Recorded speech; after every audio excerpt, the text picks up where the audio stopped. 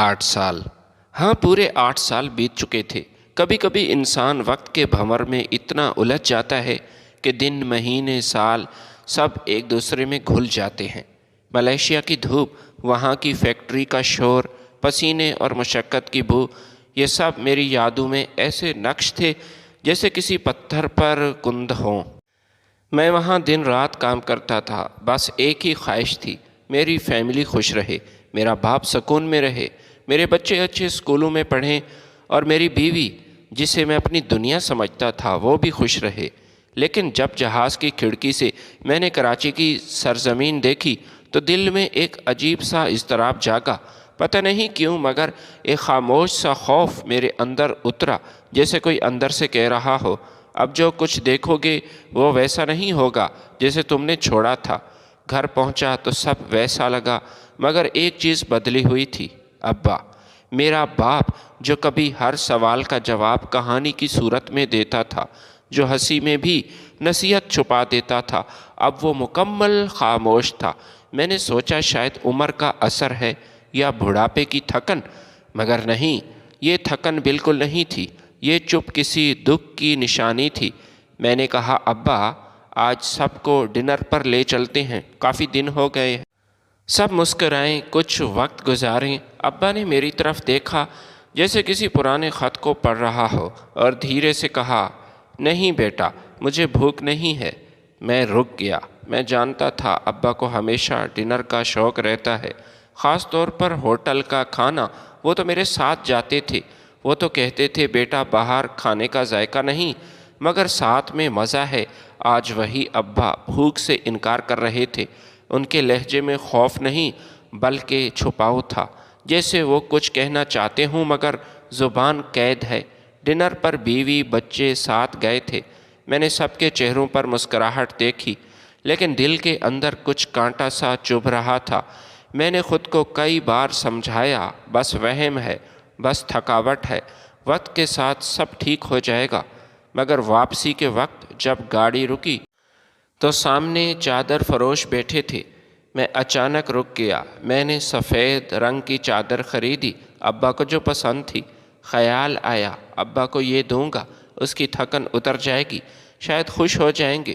گھر پہنچ کر میں نے وہ چادر ان کے ہاتھ میں دی تو انہوں نے صرف ایک ہی جملہ کہا، میرے پاس بہت چادریں ہیں بیٹا، اب نئی کی ضرورت نہیں۔ ان کی آنکھوں میں کچھ تھا، بس پڑھنے کی ضرورت تھی، شاید کوئی ڈر تھا یا کوئی راز، اور میں اندر سے کانپ گیا۔ دن گزرتے گئے، میں نے کئی بار ابا سے بات کرنے کی کوشش کی، کئی بار اس کے ساتھ بیٹھ گیا، کئی بار اس کے چہرے پر وہ پرانی ہنسی تلاش کی، مگر وہ کہیں کھو گئے تھے۔ بیوی ابا کے سامنے آتی تو ابا کانپنے لگتے۔ میں نے نوٹ کیا تھا، ابا کی نظریں زمین پر جمی رہتی، جیسے وہ آنکھوں میں آنکھیں ڈالنے سے ڈرتے ہوں۔ ایک دن بیوی چائے لے کر اس کے کمرے میں گئی، دروازہ بند ہوا۔ میں نے ہلکی سی سرگوشی سنی، مگر مجھے کچھ بھی سمجھ نہ آیا۔ میرے دل میں یہ بات آئی کہ کچھ نہ کچھ ضرور ہے جو مجھ سے چھپایا جا رہا ہے۔ اگلی رات جب سب سو گئے، میں نے موبائل کے کیمرے سے ایک خفیہ کیمرہ بنا کر ابا کے کمرے میں لگا دیا۔ نہ میں شک میں تھا، نہ ہی الزام میں، بس حقیقت جاننے کی پیاس تھی۔ اگلے دن میں دفتر گیا، شام کو واپس آ کر کیمرے کی ریکارڈنگ دیکھی، اور جو سنا میں نے، میری روح تک اس نے ہلا دی۔ میری بیوی ابا کے سامنے کھڑی تھی، شدید غصے میں تھی، اس کا چہرہ سخت، آنکھوں میں غصہ، اور لبوں سے نکلا ایک ہی جملہ، تیرا بیٹا واپس آ گیا ہے۔ اگر ایک لفظ بھی زبان سے نکالا تو میں ویسا کروں گی جیسا میں نے وعدہ کیا تھا۔ ابا کے ہاتھ کانپنے لگے، ان کی زبان ہلکی سی لرزی، مگر کچھ بھی نہ کہا، اسے کوئی جواب نہ دیا۔ میں اسکرین کے سامنے پتھر بن گیا۔ میرے اندر سے کسی نے چیخ کر کہا، کون سا وعدہ، کس بات کی دھمکی، یہ سب کیا ہے؟ اس رات نیند آنکھوں سے کوسوں دور تھی۔ میں بار بار ابا کے چہرے کو یاد کرتا، ان کی وہ خاموش آنکھیں، ان کا لرزتا ہوا جسم، اور خود سے سوال کرتا، کیا میں 60 سال کسی خواب میں زندہ تھا؟ کیا میری زندگی جھوٹ تھی؟ اگلی صبح میں نے ابا کے سامنے بیٹھ کر کہا، ابا کچھ تو بولیے، یہ خاموشی اب برداشت نہیں ہو رہی۔ وہ دیر تک چپ رہے، پھر ان کی آنکھوں سے آنسو بہہ نکلے اور انہوں نے بس فقط اتنا کہا، بیٹا کچھ باتیں دل پر بوجھ بن جائیں تو زبان سے نکل نہیں پاتی، تمہیں سچ جاننا ہی ہے تو بیٹھ جاؤ۔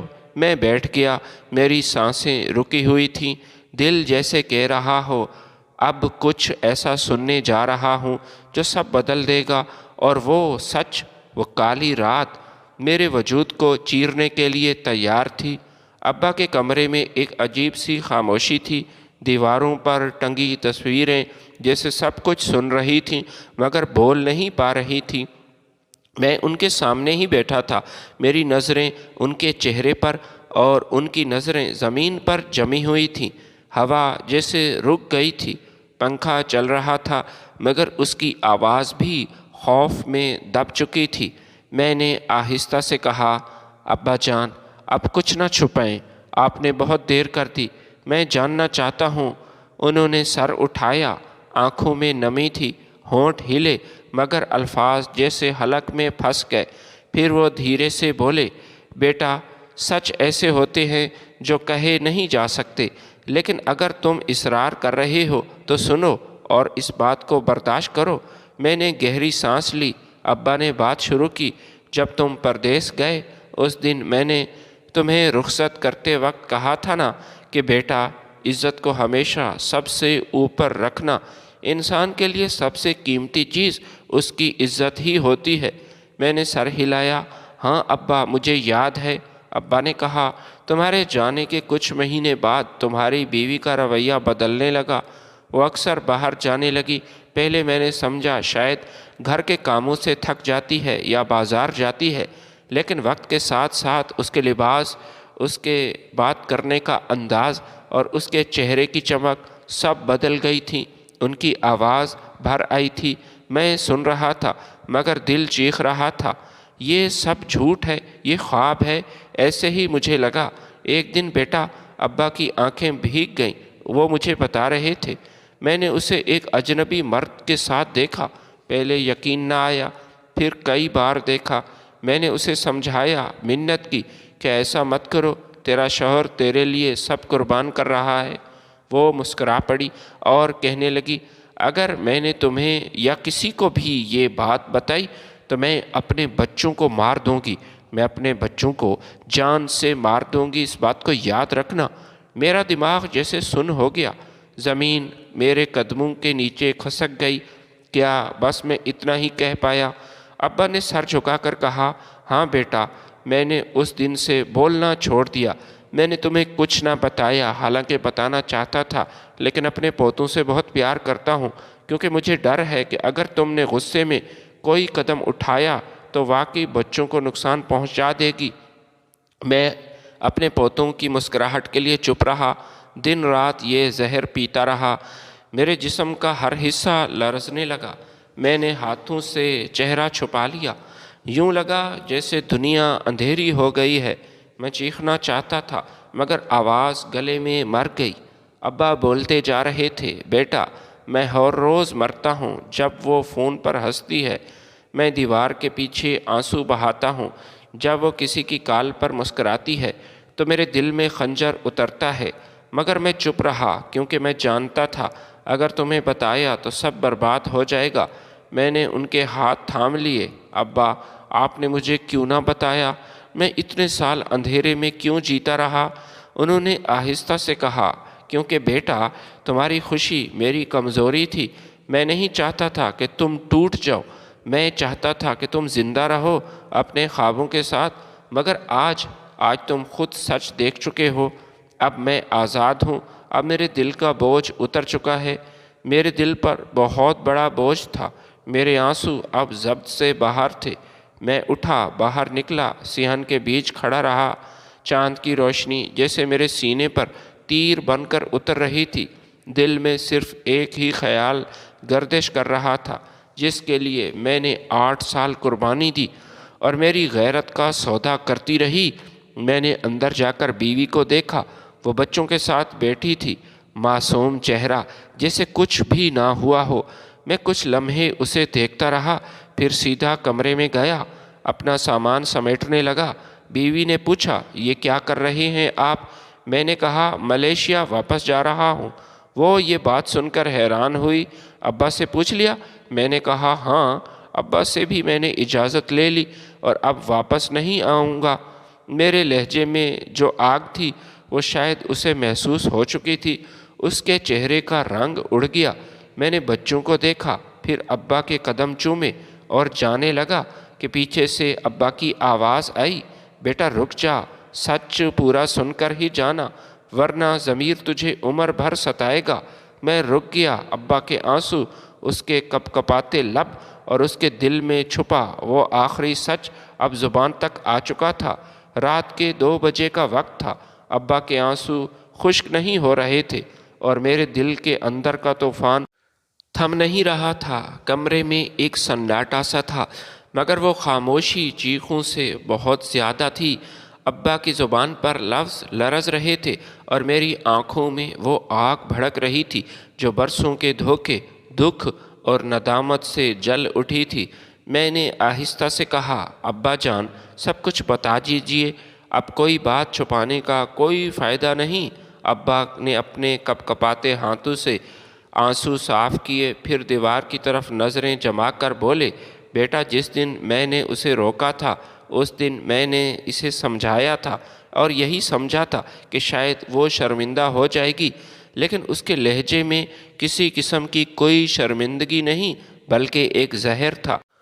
اس نے میری آنکھوں میں آنکھیں ڈال کر کہا تھا، میں تمہارے بیٹے سے تنگ آ چکی ہوں۔ وہ صرف کمانا جانتا ہے، جینا بالکل نہیں۔ اسے اپنی بیوی کا احساس نہیں۔ اگر اپنی بیوی کا اسے احساس ہوتا تو پردیس میں یوں نہ مارا مارا پھرتا، اور اگر تم نے میری بات کسی کو بتائی تو تمہارے پوتوں کی لاشیں تمہارے سامنے رکھ دوں گی۔ میں یہ سن کر ساکت رہ گیا۔ میرے اندر جیسے کوئی چیز ٹوٹ کر بکھر گئی۔ ابا کی آنکھوں میں وہ منظر آج بھی تازہ تھا۔ ان کی آواز کانپ رہی تھی مگر وہ بولتے جا رہے تھے۔ میں نے اسی دن اپنے آپ سے وعدہ کیا کہ جب تک تم واپس نہیں آتے میں خاموش رہوں گا۔ میں نے اپنی زبان کو قفل لگا دیا تھا۔ میں نے دن کے اجالے میں بھی رات جیسی خاموشی اوڑھ لی تھی۔ میں نے اس کی ہر بے ادبی، ہر ظلم برداشت کیا تھا کیونکہ مجھے خوف تھا کہ وہ واقعی کچھ کر نہ بیٹھے۔ میں نے اپنے رب سے دعا کی تھی کہ یا تو جلدی گھر واپس آ جا یا میرا دم نکل جائے تاکہ میں یہ بوجھ لے کر جیتا نہ رہوں۔ میں اب زمین پر بیٹھ گیا۔ میری سانسیں اکھڑنے لگی۔ دل میں ایک ہی سوال تھا، میں کہاں تھا جب یہ سب ہو رہا تھا؟ میں نے 8 سال باہر گزارے اس امید پر کہ گھر خوش رہے گا، مگر میرا گھر تو جل گیا تھا۔ میں وہاں تپتی فیکٹری کی چھتوں تلے دھوپ کے نیچے اپنا خون پسینہ ایک کر رہا تھا، خوب محنت کر رہا تھا۔ ابا بولتے گئے۔ کئی راتیں ایسی آئیں جب وہ دیر سے آتی تھی اور میرے دروازے کے پیچھے بیٹھا رہتا۔ جب وہ میرے قدموں سے گزرتی میں سجدے میں گر جاتا، رب سے دعا کرتا، اے اللہ اسے ہدایت دے یا میری سانس لے لے، میں اس ضلالت میں نہیں جی سکتا۔ لیکن نہ وہ بدلی نہ میری سانس رکی، بس میرا ضمیر آہستہ آہستہ مر گیا۔ بیٹا، میں اب باپ ہوں جو اپنے ہی بیٹے کے گھر میں قیدی بن کر رہا۔ ابا کی یہ بات سن کر میرا جسم کانپنے لگا۔ میرے اندر سے چیخ نکلی، بس ابا، مزید میں نہیں سن سکتا۔ میں نے اپنے سینے پر ہاتھ رکھا، یوں لگا جیسے دل سینے سے باہر آ جائے گا۔ ابا نے میرا ہاتھ تھاما اور کہا، بیٹا، میں نہیں چاہتا تھا کہ تم بدلہ لو، میں چاہتا ہوں تم انصاف کرو۔ بدلہ خون کو جنم دیتا ہے اور انصاف روح کو سکون دیتا ہے۔ میں چپ چاپ اٹھا اور باہر صحن میں چلا گیا۔ رات کی ہوا سرد تھی مگر میرے جسم میں آگ لگی ہوئی تھی۔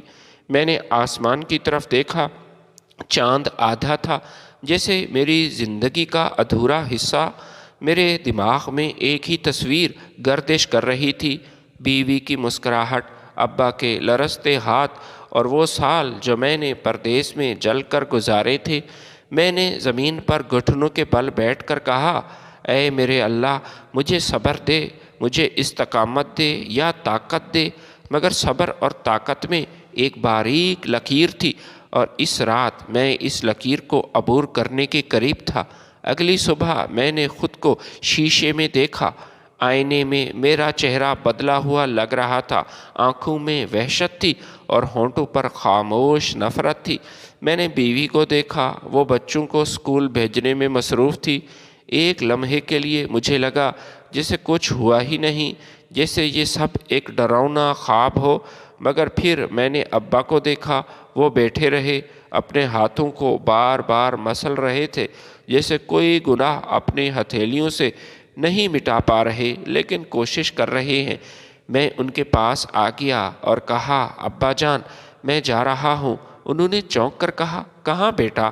میں نے نظریں جھکائیں، ملیشیا واپس، مگر اس بار واپس نہیں آؤں گا۔ یہ جملہ کہتے ہوئے میری آواز بھر آئی تھی۔ ابا کے آنسو ایک بار پھر بہنے لگے۔ انہوں نے میرے قدم پکڑ لیے۔ نہ جا بیٹا، اب تو سچ سامنے آ گیا، اب تو ہمیں ایک ساتھ رہنا چاہیے۔ میں نے کہا، ابا، کچھ سچ انسان کو جیتے جی دفن کر دینے چاہیے۔ میں اب زمین میں گڑا ہوا بیٹا ہوں جسے کوئی نہیں نکال سکتا۔ میں تو خود اپنی نظروں سے گر چکا ہوں۔ مجھے بس کچھ وقت چاہیے خود سے لڑنے کے لیے، اپنے ضمیر کو سنبھالنے کے لیے مجھے وقت چاہیے۔ ابا روتے رہے۔ میں گھر سے نکل گیا، دروازہ بند ہوا اور ایک عہد ختم ہو گیا۔ میں نے گلی کے موڑ سے آخری بار مڑ کر دیکھا۔ ابا دروازے میں کھڑے تھے۔ ان کے ہاتھوں میں وہی سفید چادر تھی جو میں چند دن پہلے ان کے لیے لایا تھا۔ اب وہ چادر ہوا میں لہر رہی تھی جیسے کوئی کفن یا شاید دعا۔ زندگی کے کچھ موڑ ایسے ہوتے ہیں کہ جہاں انسان خود سے نظریں نہیں ملا سکتا۔ میں انہی دنوں میں سے گزر رہا تھا۔ گھر چھوڑنے کے بعد 3 دن میں نے در بدر گزارے۔ نہ نیند تھی، نہ ہی مجھے بھوک تھی اور نہ کوئی سمت۔ بس میرے دل میں ایک ہی سوال تھا، کیا محبت واقعی اندھی ہوتی ہے یا ہم خود اندھے بن جاتے ہیں؟ چوتھے دن میں واپس گھر نہیں گیا بلکہ اپنے پرانے دوست کے پاس جا کر ٹھہر گیا۔ وہ میرا دوست ناصر، یہ میرے بچپن کا دوست تھا۔ ناصر نے سب کچھ سنا مگر وہ کچھ نہ بولا۔ اس کے چہرے پر پسینے تھے۔ بس ایک لمبی سانس لی اور بولا، بھائی، عورت اگر محبت کرے تو جنت بنا دیتی ہے اور اگر دھوکہ دے تو قبر بنا دیتی ہے۔ میں نے نظریں جھکا لیں۔ یہ جملہ میرے دل میں تیر کی طرح لگا۔ کچھ دیر خاموش رہی، پھر میں نے کہا، ناصر، میں صرف ایک بات جاننا چاہتی ہوں، سچائی کی قیمت کیا ہے؟ ناصر نے جواب دیا، سچائی کی قیمت، بھائی، سچائی ہمیشہ خون سے ادا ہوتی ہے، کبھی اپنی کبھی کسی اپنے کی۔ اس رات میں نے فیصلہ کر لیا، میں اب بھاگنے والا نہیں تھا۔ میں واپس جاؤں گا لیکن بدلہ نہیں لیتے بلکہ حساب لینے کے لیے۔ میں نے اگلی صبح بیوی کو فون کیا۔ آواز معمولی سی سرد تھی، مگر میں آج آ رہا ہوں۔ بچوں سے کہنا ابو واپس آ رہے ہیں۔ وہ کچھ لمحے خاموش رہی، پھر مصنوعی خوشی سے بولی، کیا واقعی؟ بچے بہت خوش ہوں گے۔ میں نے فون بند کیا مگر مسکرایا نہیں۔ میرے اندر ایک خالی خلا تھا، جیسے محبت اور نفرت دونوں مر چکی تھیں۔ گھر کے دروازے پر پہنچا تو وہی خوشبو تھی جو کبھی دل کو بھاتی تھی، مگر آج وہی خوشبو دم گھٹنے لگی۔ دروازہ کھلا، وہ سامنے کھڑی تھی، سجی سنوری، چہرے پر وہی نرمی مگر آنکھوں میں ایک انجانا اضطراب۔ تم آ گئے؟ ہاں، میں آ گیا۔ میں نے اندر قدم رکھا۔ ابا کمرے میں تھے۔ انہوں نے مجھے دیکھا اور ان کی آنکھوں میں ایک لمحے کے لیے چمک آئی، پھر وہ چمک ٹوٹ گئی۔ میں بیوی کی طرف مڑا، بیٹھو، مجھے بات کرنی ہے، مجھے آج تم سے بہت ضروری بات کرنی ہے۔ وہ تھوڑا ہچکچائی، میری طرف غور سے دیکھنے لگی مگر صوفے پر بیٹھ گئی۔ میں نے میز پر پڑی اپنی جیب سے ایک لفافہ نکالا۔ یہ کیا ہے؟ یہ سچ ہے؟ لفافے میں وہ تصاویر تھیں جو ناصر نے پچھلی رات دی تھی۔ میرے ایک واقف نے چپکے سے شہر کے ایک کیفے میں اسے کسی کے ساتھ دیکھ لیا تھا۔ تصاویر صاف تھیں، الفاظ کی ضرورت بالکل نہیں تھی۔ وہ لمحہ عجیب تھا، نہ میں چیخا نہ الزام لگایا بس خاموشی سے اس کی آنکھوں میں دیکھا۔ وہ آنکھیں جو کبھی میری دنیا تھیں آج اجنبی لگ رہی تھیں۔ وہ ہکلا کر بولی، یہ سب جھوٹ ہے، یہ کوئی ایسا جھوٹ جو مجھے پھنسانا چاہتا ہے۔ میں بس ایک دوست سے ملی تھی، تمہیں غلط فہمی ہوئی ہے۔ میں نے آہستہ سے کہا، غلط فہمی؟ ابا کے چہرے کے زخم بھی کیا غلط فہمی ہے؟ اس کے لرزتے ہاتھ بھی، ان کا خوف، یہ سب کیا غلط فہمی ہے؟ وہ جو تمہیں دیکھ کر ڈر جاتے تھے۔ اس نے نظریں جھکا لیں۔ خاموشی ٹوٹنے کی بجائے گہری ہو گئی تھی۔ میں نے کہا، میں تمہیں سزا دینے نہیں آیا، میں تمہیں آئینہ دکھانے آیا ہوں۔ تم نے جس محبت کو رون دیا اب واپس نہیں آئے گی۔ اب تم آزاد ہو مجھ سے، میرے احساس سے اور اس گھر سے۔ میں نے ابا کے کمرے میں دروازہ کھولا۔ وہ رو رہے تھے، وہ بستر پر بیٹھے تھے۔ میں ان کے پاس گیا، اس کا ہاتھ تھاما۔ ابا، سب ختم ہو گیا، اب کوئی دھوکہ باقی نہیں۔ انہوں نے میرا ہاتھ چوم لیا اور آہستہ سے کہا، بیٹا یاد رکھنا، دھوکے کی قیمت کبھی الفاظ سے ادا نہیں ہوتی، وہ ہمیشہ وقت چکاتا ہے اور وقت کبھی رحم نہیں کرتا۔ میں نے سر جھکا لیا تھا، میرے آنسو اب اندر ہی بہہ رہے تھے۔ کچھ دنوں بعد وہ گھر چھوڑ کر چلی گئی۔ میں نے اس کے لیے کوئی بد دعا نہیں کی، بس بچوں کو گلے سے لگایا اور ان سے کہا، ماں سے نفرت نہ کرنا کیونکہ وہ تمہارا حصہ ہے۔ میں چاہوں بھی تو تمہیں ماں سے جدا نہیں کر سکتا۔ بچے بہت رونے لگے۔ ابا نے مجھے دیکھا اور پہلی بار مسکرا دیے۔ اب تو مرد بن گیا بیٹا، دھوکہ تجھے توڑ نہ سکا، اس نے تجھے پہچان دیا ہے۔ میں نے آسمان کی طرف دیکھا، بادلوں کے پیچھے سے ہلکی روشنی پھوٹ رہی تھی، جیسے آسمان بھی یہی کہہ رہا ہو کہ تم نے دھوکے کی قیمت ادا کر دی ہے، اب صبر کی فصل کا وقت ہے۔ رات کے اندھیروں میں ایک عجب سا سکوت تھا۔ گھر میں سب سو گئے تھے، مگر میری آنکھوں کو نیند چھو کر بھی نہیں گزری تھی۔ چاندنی صحن میں پھیل کر جیسے میرا حال سن رہی تھی۔ میں چھت پر بیٹھا ابا کے الفاظ دہرا رہا تھا، دھوکے کی قیمت وقت چکاتا ہے اور وقت کبھی رحم نہیں کرتا۔ تبھی دروازے پر ہلکی سی دستک ہوئی، ایسی دستک جیسے کوئی خوف میں مبتلا ہو یا کسی پچھتاوے میں جل رہا ہو۔ میں نیچے اترا، دروازہ کھولا اور سامنے وہ کھڑی تھی، میری سابقہ بیوی، چہرہ اترا ہوا، آنکھوں کے نیچے گہرے سائے، بال بکھرے ہوئے تھے، ہاتھ کانپ رہے تھے جیسے کوئی دنوں سے نیند اور قرار غائب ہو چکا ہو۔ میں چند لمحے اسے دیکھتا رہا، پھر آہستہ سے بولا، کیا چاہیے تمہیں؟ اس نے نظریں جھکائیں، آواز میں کپکپاہٹ تھی، بس چند باتیں، آخری بار۔ میں نے دروازہ آدھا کھولا۔ آخری باتیں تو ان لوگوں کی ہوتی ہیں جو اپنے ہوں یا پھر مرنے والے ہوں۔ تم کیا مر چکی ہو؟ اس کے آنسو بہہ نکلے۔ ہاں، میں اندر سے تو مر چکی ہوں۔ میں نے چپ چاپ سر جھکا لیا تھا، پھر پیچھے ہٹ کر کہا، آ جاؤ، لیکن یاد رکھنا یہ بات، اب یہ وہ گھر نہیں جہاں تمہارا کوئی حق باقی ہے۔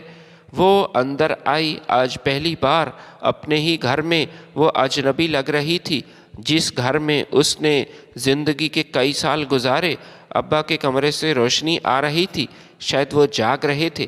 میں نے دروازہ بند کیا، صوفے پر بیٹھ گیا۔ وہ سامنے آ کر کھڑی ہو گئی جیسے کوئی مجرم عدالت میں جج کے سامنے کھڑا ہو۔ میں معافی مانگنے نہیں آئی، اس نے کہا، کیونکہ میں جانتی ہوں میرے گناہ معافی کے لائق نہیں۔ میں نے سرد لہجے میں کہا، پھر یہاں کیوں آئی ہو؟ سزا سننے آئی ہوں۔ میرے دل میں کچھ ٹوٹا۔ سزا؟ تمہیں سزا دینے کے لیے اب میرے پاس کچھ باقی نہیں بچا۔ تمہارے اعمال خود تمہارے لیے سزا بن چکے ہیں۔ جس کو تم نے خود چنا، اپنے لیے منتخب کیا، وہ تمہیں ٹھکرا چکا ہے۔ اب کیا باقی ہے؟ وہ رو پڑی، فرمان مر گیا ہے۔ میری پلکیں جھپکیں۔ کیا کہا تم نے؟ ہاں، میں نے اسے مار دیا۔ اس کی آواز لرز گئی۔ میں نے اسے اپنے ہاتھوں سے ختم کیا، جس کے لیے میں نے تمہیں چھوڑا تھا، جس کے لیے میں نے اپنی عزت بیچی تھی۔ جب اس نے کہا، تم صرف میرے لیے وقت گزارنے کا سامان تھیں، تم سوچ کیسے سکتی ہو کہ مجھ جیسا آدمی تم سے شادی کرے گا؟ تو میں نے اس کے سینے میں خنجر گھونپ دیا۔ میرے قدم ڈگمگائے۔ ابا دروازے تک آ گئے۔ ان کے چہرے پر خوف کی لکیریں تھیں۔ میں نے آہستہ سے کہا، تم نے قتل کیا؟ ہاں، وہ زمین پر گر گئی۔ اب مجھے کوئی پناہ نہیں چاہیے، بس چاہتی ہوں کہ یہ بات تم سن لو۔ یہ انجام ہے اس دھوکے کا جو میں نے تمہیں دیا۔ ابا کے آنسو نکل آئے۔ انہوں نے آسمان کی طرف دیکھا۔ یا اللہ، یہ کیسا انصاف ہے کہ گناہ اپنے ہی سزا بن جاتے ہیں۔ میں نے پولیس کو فون کیا۔ میرے ہاتھ کانپ رہے تھے۔ پہلی بار میرے کسی اپنے نے کسی کو مارا تھا۔ وہ میری بیوی تو نہیں، لیکن اس سے دور ہوئے ابھی اتنے دن بھی نہیں گزرے تھے۔ تم پولیس کو بلاؤ گے؟ میں نے کہا، میں نہیں، تمہارا انجام خود دروازہ کھٹکھٹا رہا ہے۔ یہ وہ دستک ہے جس سے کوئی بھی بچ نہیں سکتا۔ چند منٹوں بعد دروازے پر دستک ہوئی، بھاری فیصلہ کن مقدر کی دستک۔ پولیس آ چکی تھی۔ وہ خاموشی سے اٹھی، ہاتھ آگے بڑھائے اور بولی، چلو، میں تیار ہوں۔ پولیس والے اسے لے گئے۔ دروازہ بند ہوا اور گھر میں صرف سسکیوں کی گونج رہ چکی تھی۔ اگلی صبح میں سورج جب نکلا تو اس کی روشنی عجیب تھی، نہ زیادہ گرم نہ سرد، بس خالی۔ میں نے ابا کے پاس جا کر کہا، انجام نے دستک دے دی، اب کیا باقی رہ گیا؟ ابا نے آہستہ سے کہا، باقی ہے دعا، تیرے لیے اور اس کے لیے بھی، کیونکہ بیٹا، گناہ جتنا بھی بڑا ہو، توبہ اس سے بڑی ہے۔ میں نے ابا کے کاندھے پر سر رکھا۔ آنسو بہہ رہے تھے، مگر دل میں سکون کا ایک چھوٹا سا چراغ جل رہا تھا۔ شاید یہی انجام کی پہلی دستک تھی، درد کے بعد آنے والی روشنی کی خبر۔ صبح کے سورج نے آج پہلی بار اپنے رنگ بدل لیے تھے۔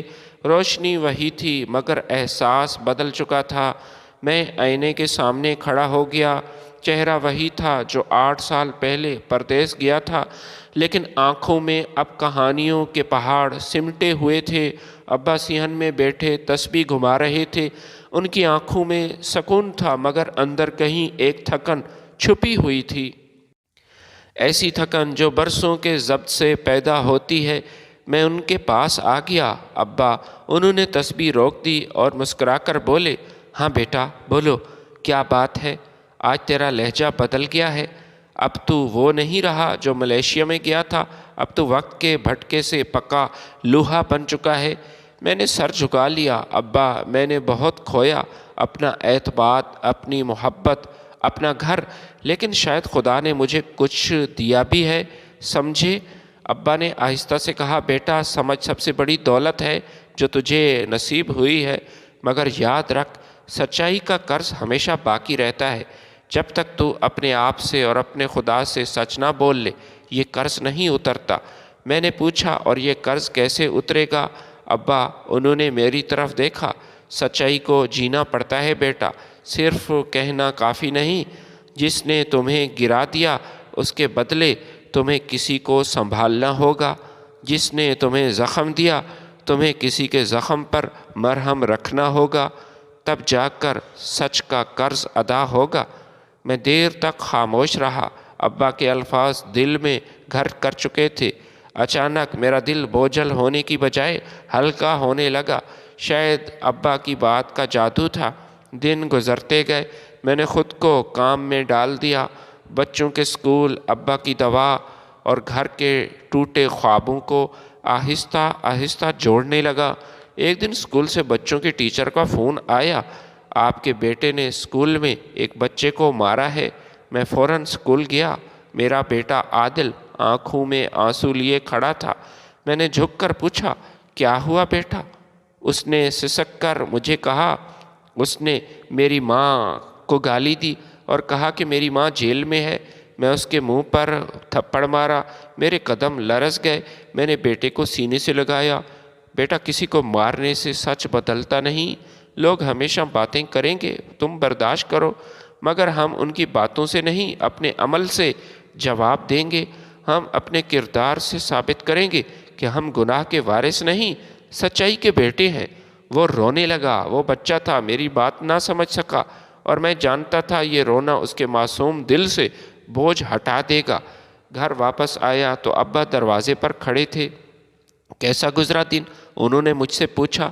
میں نے مسکرا کر کہا، سچائی کا سبق سیکھا ہے ابا، شاید یہی آپ کا قرض تھا جو آج ادا ہونے لگا ہے۔ ابا نے میرا ہاتھ تھاما۔ بیٹا، سچائی کا قرض کبھی مکمل نہیں ہوتا، یہ نسلوں تک چلتا ہے۔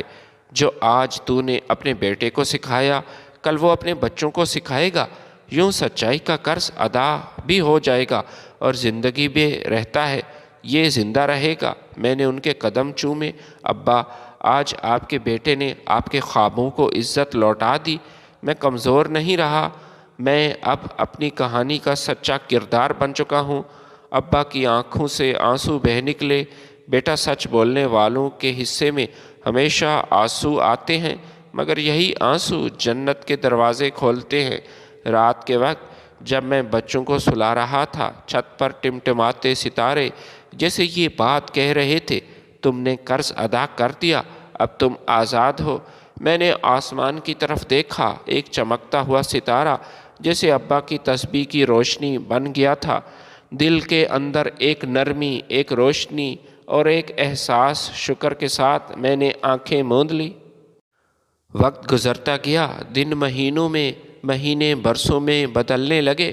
زخموں کے نشانات تو مدھم ہو گئے تھے، مگر یادیں اب بھی دل کے کسی کونے میں دھڑک رہی تھیں۔ میں نے اپنی زندگی کو صبر اور محنت سے سنوار لیا تھا۔ بچے اب بڑے ہو چکے تھے، ابا کی صحت میں بھی کچھ بہتری آنے لگی تھی۔ گھر کی فضا اب اتنی خاموش نہیں تھی، بلکہ ایک عجیب سا سکون تھا، جیسے طوفان کے بعد کی ٹھنڈی ہوا۔ ایک شام میں صحن میں بیٹھا تھا، بچوں کے ہوم ورک دیکھ رہا تھا کہ دروازے پر ہلکی سی دستک ہوئی، وہی دستک جو کبھی میرے ماضی کی علامت بن چکی تھی۔ میں نے دروازہ کھولا، سامنے ایک اجنبی شخص کھڑا تھا، ہاتھ میں فائل، چہرے پر نرمی۔ کیا آپ عمران صاحب ہیں؟ جی میں ہی عمران ہوں، کہیے کیا بات ہے؟ کہنے لگا، میں وکیل ہوں، راولپنڈی جیل سے آیا ہوں۔ آپ کی سابقہ بیوی نے ایک وصیت چھوڑی ہے۔ میرا دل جیسے رک گیا۔ وصیت؟ وہ ہاں، کل ہی اس کی قید ختم ہوئی، لیکن وہ زندگی کی قید سے نکل نہ سکی۔ اس نے آخری سانسوں میں آپ کے نام کچھ الفاظ لکھوائے ہیں۔ میں نے فائل تھامی، ہاتھ کانپ گئے۔ کیا لکھا ہے کچھ معلوم نہیں تھا۔ وکیل نے خاموشی سے سر جھکایا اور چلا گیا۔ میں دیر تک دروازے پر کھڑا رہا، بارش ہونے کو تھی۔ بچوں نے پوچھا، ابو سب ٹھیک ہے نا؟ میں نے مسکرا کر کہا، ہاں بیٹا، سب ٹھیک ہے۔ مگر میرے اندر کہانی کا دروازہ دوبارہ کھل گیا تھا۔ میں نے ابا کے کمرے میں جا کر کہا، ابا جان، وہ چلی گئی۔ ابا نے تسبیح روک دی۔ کبھی کبھی قسمت واپس نہیں آتی، یہ بات یاد رکھنا، صرف اس کے نشان ہی باقی رہ جاتے ہیں۔ میں نے آہستہ سے کہا، لیکن ابا، اس نے مرنے سے پہلے کچھ لکھا ہے میرے لیے، کیا میں پڑھوں؟ انہوں نے اسبات میں سر ہلایا۔ میں نے لفافہ کھولا، تحریر لرزتے ہاتھوں سے لکھی ہوئی تھی، عمران، جب تم یہ خط پڑھو گے میں شاید اس دنیا میں نہ رہوں۔ میں نے تمہیں دھوکہ دیا، یہ بات میں جانتی ہوں۔ تمہارا یقین توڑا، تمہارے باپ کو چپ کرایا اور تمہاری زندگی کو زخموں سے بھر دیا، لیکن جیل کی دیواروں نے مجھے وہ دکھ دکھائے جنہوں نے میرا سارا غرور توڑ دیا۔ ہر رات جب اذان کی آواز آتی تھی، میں اپنے گناہوں پر رو کر سجدے میں گر جاتی تھی۔ مجھے تمہارے ابا کے آنسو یاد تھے، تمہاری خاموشی بھی یاد آتی ہے۔ میں جان گئی ہوں کہ میں نے صرف تمہیں نہیں، اپنے اللہ کو بھی دھوکہ دیا۔ میری سزا ختم ہو گئی، مگر میرا دل اب رہا نہیں۔ میں نے اپنے گناہوں کا کفارہ دینے کے لیے اپنے کچھ زیور بیچے اور یہ مکان خریدا۔ اس کے کاغذات میں نے تمہارے نام کروائے ہیں۔ یہ تمہارے بچوں کا حق ہے۔ میری ایک خواہش ہے، میری قبر پر کبھی نفرت لے کر مت آنا۔ اگر آؤ تو بس یہ دعا کرنا کہ اللہ اس عورت کو معاف کر دے جس نے دیر سے سچ جانا۔ تمہاری خطا کار نادیہ۔ لفظ ختم ہوئے، مگر خاموشی نے صحن کو بھر دیا تھا۔ میں دیر تک کچھ بول نہ سکا، کافی دیر تک سوچتا رہا۔ ابا کے آنسو بہہ نکلے۔ بیٹا دیکھا، قسمت واپس آ گئی، مگر اس بار وہ کفارے کی شکل میں لوٹی ہے۔ میں نے خط بند کیا اور کھڑکی سے باہر دیکھا۔ بارش اب تیز ہو چکی تھی۔ لگا جیسے آسمان بھی اس عورت کے گناہ دھو رہا ہو۔ اگلے دن میں قبرستان گیا۔ قبر کے کتبے پر ایک نام دیکھا، نادیہ عمران۔ میرے لبوں پر ہلکی سی دعا آئی، اللہ تو جانتا ہے میں نے اسے معاف کر دیا، کیونکہ اگر میں معاف نہ کرتا تو میں بھی اسی قید میں رہتا، مجھے بھی اس قید سے آزادی نہ ملتی جس میں وہ زندگی بھر رہی۔ ہوا نے قبر کی مٹی کو ہلکا سے چھوا۔ مجھے لگا جیسے وہ آخری بار کہہ رہی ہو، تم نے مجھے بخش دیا اور یہی قسمت کی اصل واپسی ہے۔ اس رات ابا نے کہا، بیٹا کبھی کبھی معافی سب سے بڑی جیت ہوتی ہے۔ تقدیر نے تجھے لوٹا دیا، دولت نہیں، ایمان کے ساتھ۔ اب تو آزاد ہے۔ میں نے ابا کے قدم چوم لیے اور آسمان کی طرف دیکھا۔ چاند اپنی پوری روشنی سے چمک رہا تھا۔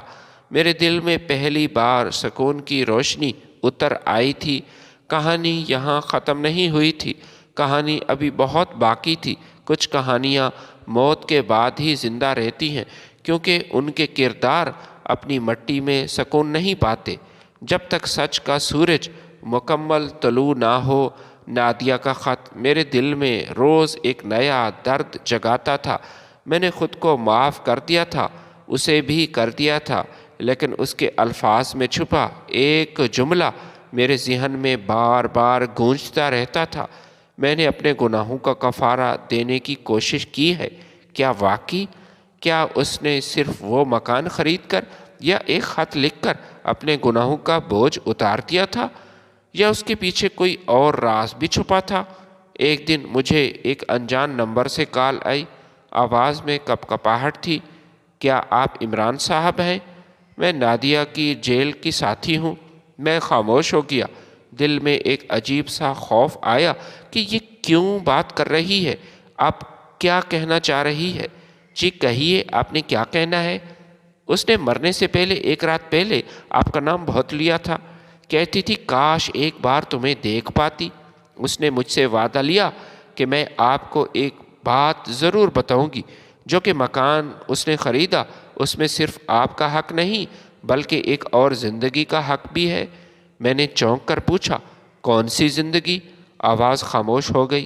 پھر آہستہ سے وہ بولی، آپ کا بیٹا جو زمین میں گڑھا تھا وہ زندہ ہے عمران صاحب۔ میرے ہاتھ سے فون گر گیا، سانس رک گئی، میرے گرد دنیا جیسے ٹھہر گئی تھی۔ کیا کہہ رہی ہیں آپ؟ وہ تو نہیں، اس نے آپ سے جھوٹ بولا۔ پیدائش کے وقت بچہ زندہ تھا، لیکن اس نے اپنے باپ کی نفرت کے خوف سے اسے اپنی بہن کے سپرد کر دیا تھا۔ وہ بچہ اب جوان ہو چکا ہے اور لاہور میں ایک یتیم خانے میں استاد ہے۔ میری آنکھوں میں آنسو بہہ نکلے۔ میں وہی کرسی تھام کر بیٹھ گیا۔ ابا پاس آئے۔ کیا ہوا بیٹا، کیوں پریشان ہو؟ میں نے کہا، ابا قسمت نے ایک بار پھر لوٹا دیا، اس بار میری اولاد کے روپ میں۔ میں اگلے دن لاہور روانہ ہوا۔ راستے میں دل میں عجیب سی کیفیت تھی، غم، خوشی، حیرت، سب کچھ مل چکا تھا۔ میں نے سوچا شاید یہی وہ خوشبو ہے جسے گناہ کے بعد سچائی کی ہوا لے آتی ہے۔ یتیم خانے کے دروازے پر پہنچا تو سامنے ایک نوجوان کھڑا تھا۔ چہرہ نادیہ سے کچھ ملتا تھا، آنکھوں میں وہی سوال جو برسوں پہلے میری آنکھوں میں تھا۔ میں نے آہستہ سے کہا، بیٹا تمہارا نام کیا ہے؟ وہ بولا، احمد۔ یہ سن کر میرے قدم لڑکھڑائے۔ میں نے کہا، تم اپنی ماں کے نام سے پکارے جاتے ہو؟ وہ مسکرایا، جی میرا نام احمد نادیہ۔ وہ کہتی تھی کہ باپ کا نام میرے لیے مقدس نہیں، میں صرف تب جان پاؤں گا جب وہ خود آ کر میرا ہاتھ تھامیں گے۔ میں نے وہیں کھڑے کھڑے اس کا چہرہ تھاما، بیٹا تمہارا باپ آیا ہے۔ پھر میری آنکھوں میں آنسو بہنے لگے، اور اب تمہاری ماں کی ندامت کی خوشبو میرے دل تک پہنچ گئی ہے۔ احمد کے آنسو میرے آنسوؤں سے مل گئے تھے۔ یتیم خانے کی فضا بدل چکی تھی۔ وہاں جہاں کبھی گناہ کی بدبو تھی، آج بخشش کی خوشبو پھیل گئی۔ ابا جب لاہور پہنچے تو انہوں نے احمد کو دیکھا، اس کے سر پر ہاتھ رکھا اور کہا بیٹا تمہاری ماں نے سچ میں توبہ کی تھی، کیونکہ جو گناہ اپنی اولاد کو روشنی میں بدل دے وہ بدبو نہیں خوشبو بن جاتا ہے۔ رات کو ہم سب نادیہ کی قبر پر گئے۔ احمد نے مٹی پر ایک گلاب رکھا اور اس کے بعد کہا امی جان آپ نے جھوٹ بولا، مگر وہ جھوٹ زندگی بن گیا، میں آپ کو معاف کرتا ہوں۔ جیسے ابو نے کہا ہوا میں ایک نرم سی خوشبو پھیل گئی تھی، جیسے قبر کی مٹی خود اعتراف کر رہی ہو کہ گناہ جب سچائی کے قدموں میں گرتا ہے تو وہ خوشبو بن جاتا ہے۔ زندگی کبھی مکمل نہیں ہوتی، یہ صرف شکل بدلتی ہے۔ ایک خواب اگر مٹی میں دفن ہو جائے تو دوسرا خواب کسی نئی آنکھ میں جنم لے لیتا ہے۔ میں اکثر سوچتا ہوں اگر نادیہ نے سچ نہ بتایا ہوتا، اگر احمد میرے پاس نہ آتا، اگر ابا کی خاموشی نہ ٹوٹتی تو شاید میں اب بھی اندھیرے میں بھٹک رہا ہوتا، میری یہ بے چینی برقرار رہتی۔ لیکن اب سب کچھ بدل چکا تھا۔ ابا کی آنکھوں میں سکون تھا، احمد کی آنکھوں میں یقین، اور میرے دل میں پہلی بار روشنی۔ احمد میرے ساتھ رہنے لگا۔ ہم نے پرانا گھر ٹھیک کروایا، وہیں کمرہ جہاں ابا کا کمرہ تھا، جہاں کبھی خوف اور دھمکی گونجتی تھی اب وہاں اذان کی صدا آتی۔ ایک دن احمد میرے پاس آیا، ابو میں یتیم خانے واپس جانا چاہتا ہوں، وہاں بہت سے بچے ہیں جن کی اب بھی مجھے ضرورت ہے اور ان کو میری۔ میں چاہتا ہوں انہیں وہ بتاؤں، وہ بناؤں جو وہ خود نہ بن سکا۔ ابا کا سایہ۔ میں نے حیرت سے اس کی طرف دیکھا، میرے دل میں نرمی کی ایک لہر اٹھی۔ بیٹا تمہاری ماں کی نیکی تمہارے اندر زندہ ہے، جاؤ ان کے لیے روشنی بن جاؤ، اور اب بھی اندھیرے میں ہیں۔ احمد نے ایک تعلیمی مرکز کھولا اور وہاں یتیم بچے پڑھنے آتے تھے۔ احمد خود انہیں پیار سے پڑھاتا تھا۔ میں اکثر اس کے پیچھے کھڑا ہو کر دیکھتا تو ایسے محسوس ہوتا جیسے نادیہ کی روح وہاں موجود ہو۔ ہر بچے کے چہرے پر مسکراہٹ میں نے دیکھی۔ ایک دن احمد نے مجھ سے کہا ابو میں ایک بات کہنا چاہتا ہوں۔ میں نے کہا بولو بیٹا کیا بات ہے؟ ابو میں چاہتا ہوں کہ آپ بھی وہاں پڑھائیں، ان بچوں کو وہ صبر سکھائیں جو آپ نے جیا۔ میں نے ہنس کر کہا میں تو فقط ایک ٹوٹا ہوا شخص ہوں بیٹا، میں کیا سکھا سکتا ہوں کسی کو؟ احمد نے میرا ہاتھ تھاما۔ ٹوٹے ہوئے لوگ روشنی بانٹتے ہیں کیونکہ انہیں اندھیرے کی پہچان ہوتی ہے۔ یہ بیٹے کی بات میرے دل کو چھونے لگی۔ ویڈیو پسند آئی تو لائک اور شیئر ضرور کیجیے گا۔ اللہ حافظ۔